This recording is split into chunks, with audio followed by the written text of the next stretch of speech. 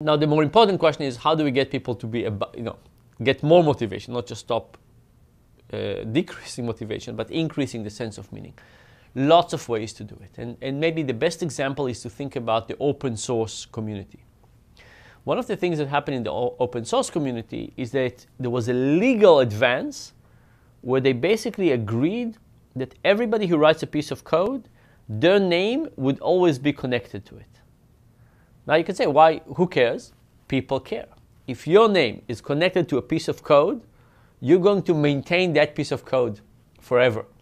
There was a period in time where people were worried about getting open source software. Because who's going to maintain it?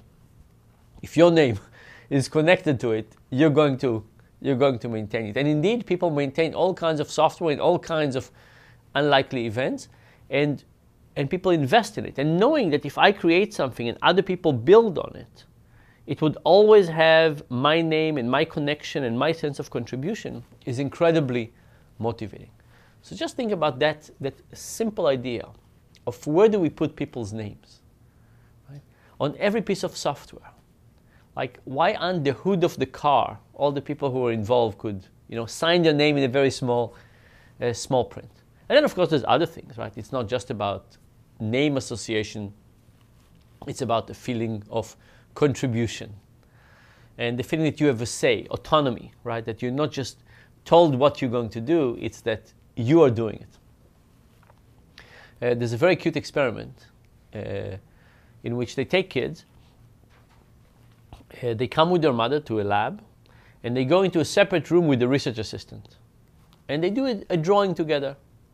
And one time the research assistant does the drawing, and the kid tells them what to do.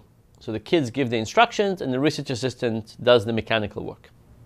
In another condition, the research assistant gives the instruction, and the kid does the mechanical work.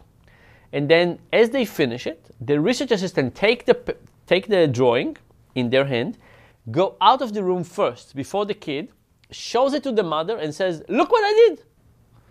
And the question is, when will the kid be more upset? Right, so the research assistant basically takes credit for the kid's job. When will the kid be more upset? When the kid did the drawing, but the idea was somebody else? Or when the idea was the kid and somebody else did the mechanical thing? And the kids get more upset when it was their idea. Think about how much we don't give credit in this world to other people's ideas.